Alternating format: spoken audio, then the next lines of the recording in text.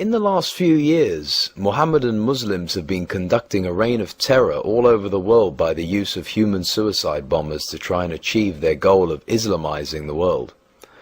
The so-called shaheeds, martyrs, have been promised by their mullahs, or so-called religious leaders, that they would end up in Muhammad's version of paradise, with sexual, sensual, and carnal pleasures for eternity. Does the Quran sanction suicide? Are these promises factual? Please elaborate on this. It is of vital importance to first understand the actual meaning of words. For example, in the Quran and Hadiths, a martyr or shaheed is one who dies in battle against an armed enemy, in combat, and definitely not as a suicider against civilian targets. Although the Quran in fact is full of references to superb pleasures of the flesh, both male and female, of unlimited drinking of wine and all types of food, and so on and so forth, for the shaheeds or the martyrs, it also clearly prohibits committing suicide by any manner or any means. Surah Al-Baqarah, chapter 2, 195. And spend of your substance in the cause of Allah, and make not your own hands contribute to your destruction. An-Nisa, chapter 4, 29. O ye who believe, eat not up your property among yourselves in vanities, but let there be amongst you traffic and trade by mutual goodwill. Nor kill or destroy yourselves. وَلَا تَقْتُلُوا أَنفُسَكُمْ. For verily Allah hath been to you most merciful. The ahadith also prove that Muhammad considered committing suicide a cardinal sin. Despite the Quran's and Muhammad's prohibitions, Muhammadan scholars are justifying acts of wanton murder by suicide bombings and hijackings as true to Islam. They promise those martyrs unlimited pleasures of the flesh with 72 beautiful virgins in paradise.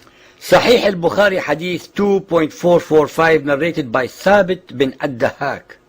The Prophet said, whoever commits suicide with a piece of iron will be punished with the same piece of iron in the hellfires.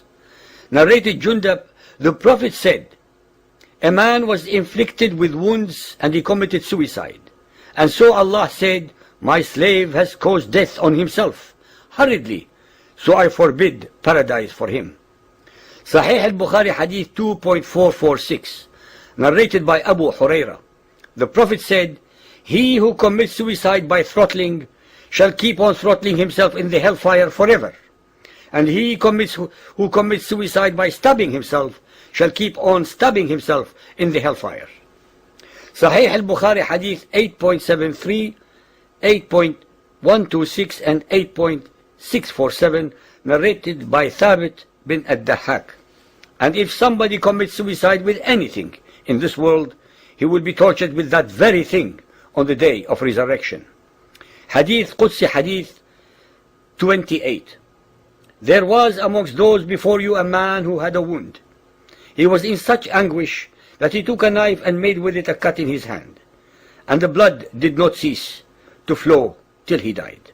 Allah the Almighty said, my servant has himself foretold me, I have forbidden him paradise. It is obvious from all of the above that the modern suicide bombers among the Mohammedans have been deliberately and maliciously brainwashed by so-called Quranic teachers who have a very political and not a spiritual agenda to fulfill, into believing that they will go to paradise with unlimited pleasures with 72 virgins. It is crystal clear from the above Quran and Hadith verses that martyrdom requires dying or getting killed in battle and not by committing suicide.